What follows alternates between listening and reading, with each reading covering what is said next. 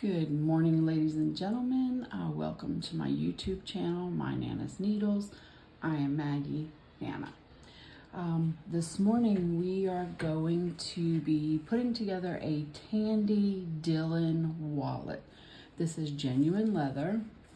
It will be hand stitched. This is a kit that I picked up. It's easy to use a kit when you're first getting started working with leather. There are some things I needed to do to prep this before I could get started sewing. So I wanted to go ahead and do a video real quick to show you how easy it is to do. First, you have to burnish the edges of the leather just to seal them, make them nice and presentable for when you open the wallet. So today we're going to be burnishing these pieces.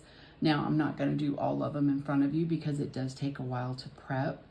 I have prepped 2 pieces ahead of time. As there are some steps and the burnishing agent needs to air dry before I can actually burnish it. So to burnish, you're going to need a burnishing tool, and I got this off of Amazon, and I will put my link below. You will also need gum Tragacanth, and I will again put the link for this down below. So I have gone ahead, and what you have to do to prep, I always keep a clean work area. I'm going to take my piece and I need to sand it. You just use a regular emery board, and I'm just going to go over the edge, make sure that there's no rough spots, get all the rough spots down, make sure it looks nice. Then I grab my microfiber towel just because it picks up everything, and I just wipe it down, make sure I got all the dust off of it. Then it's easy to use a Q-tip to do this. This way you can it's a tiny surface, as you can see, and it allows you to just toss it in the trash when you're done. As a word of warning, this burnishing agent is got a strong smell to it. So you might want to do it in an openly ventilated area, maybe outside. It's not that strong, but it is strong enough that you don't want to be in a small enclosed space. So I go ahead and I get some burnishing agent on there, and I just paint the edge, just the edge. And I make sure it's all nice and coated. Once that's coated, I set it aside and let it dry. It's got to air dry. About maybe 5 or so minutes. And as you see, I've already done this one. So now I take my burnishing tool and I find the slot that works. And I just rub it back and forth right along the edge to kind of seal it, get it presentable, makes it shiny. This is an optional step. You don't have to do this. I just think it makes the wallet look more professional. And Tandy will provide you with all the instructions. They even provide instructions on how to burnish and exactly what pieces would need to be burnished. And they provide everything you need in this kit to put it together. If you're considering working with leather, this is the way that I would start, just so that you can see easily what it is you need to do. And you're not investing huge amounts in giant sides of leather trying to figure out what you need to make.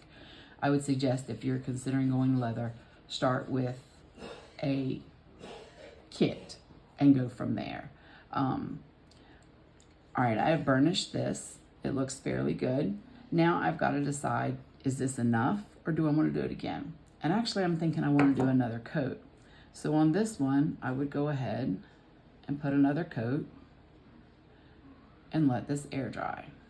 The leather absorbs it pretty quickly and it air dries pretty quickly. I would say, and you see the color changing, that's the leather getting worked. I would say about 5-10 minutes maybe to air dry. So that one's gonna dry. The other one's drying. This one's already been done and dried. So I'm just gonna go ahead and burnish this edge too. And you can see as I'm doing this, how it's putting like a glossy finish as opposed to this side where it's not as glossy. And as I rub it, it gets more glossy. And it just kind of softens up that leather and makes it look more professionally put together. And the more you burnish, the more pronounced this gloss will get. Then when you're done burnishing, you can go back and you can put a sealing agent on it.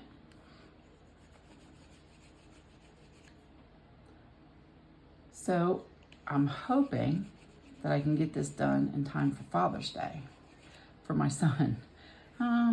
Cutting it pretty close since today's the 7th and Father's Day's next weekend. This one's still drying, so I'll let that go. And as you see, each coat takes a little bit longer to dry.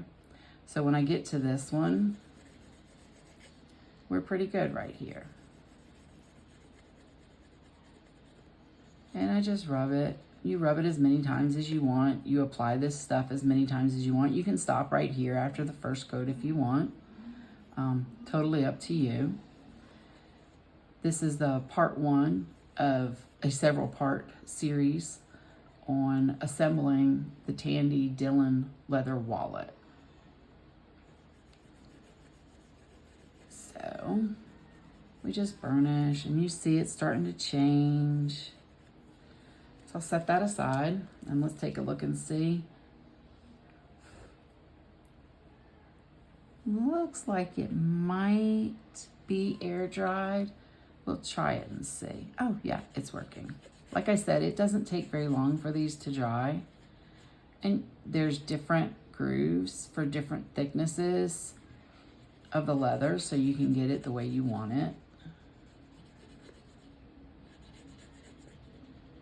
And like I said, you just rub it. You can do it in small bits. You can rub here for a little bit and then slide over in a little bit, or you can do long strokes. It's up to you. Long strokes with the leather, especially this leather, it kind of shifts just a little bit when you do the long strokes unless you have a firm grip.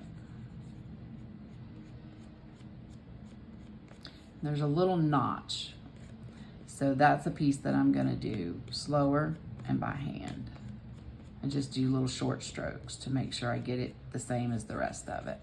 Now I get to decide if I would like to do another coat or not. Well, I hope you've enjoyed this video. I will finish burnishing the rest of these pieces and we'll come back to you with part 2 of assembling the Tandy Dillion wallet. Have a good day. All links will be dropped below.